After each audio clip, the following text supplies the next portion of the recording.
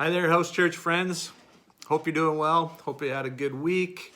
Weather was kind of warm, then it got a little bit cooler, but it's turning the corner. We're getting into March, and I think there's warmer weather on the way. There's always good things coming.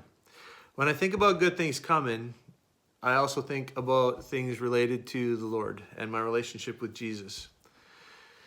When we enter into a relationship with Jesus, he can surprise us. He can surprise us with things that are sometimes reminders of good things. Sometimes they're an introduction to new things that we didn't even know was kind of part of the package of living with him.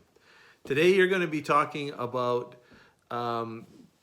the reality of Jesus as our gospel. He is our good news, and some questions related to that. But before we get there, it's going to be, should mention too that we're going to be looking at Luke chapter 2, verses 10 and 11, which is really the Christmas story, and then some other passages of scripture that are related to that. So I hope that it's a fruitful discussion for you, but I want to kind of set the stage for you a little bit.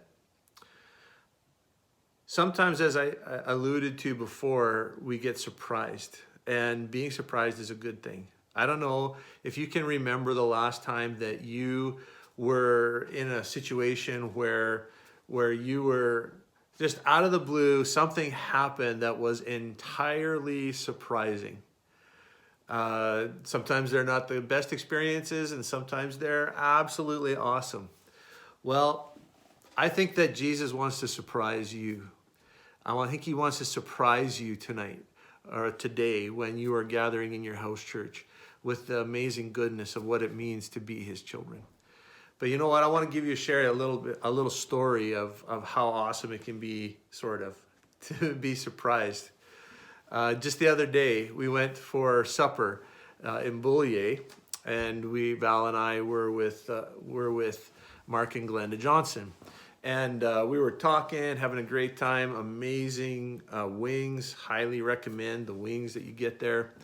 Anyway, so we're sitting there, we're talking about stories and you know what it was like when we were kids and different things. And I was talking a little bit about some of my volleyball experiences and things like that. And a silly story came up, and as we were talking about it, you know, as the story kind of evolved, we were laughing and laughing and laughing, and then I made this kind of movement like this forward to kind of emphasize something, and Mark, for some reason, thought it was the funniest thing ever. He had his mouth full of water, and he literally spewed out this water and absolutely drenched me because I was sitting right across the table. My face was covered, my shirt was covered.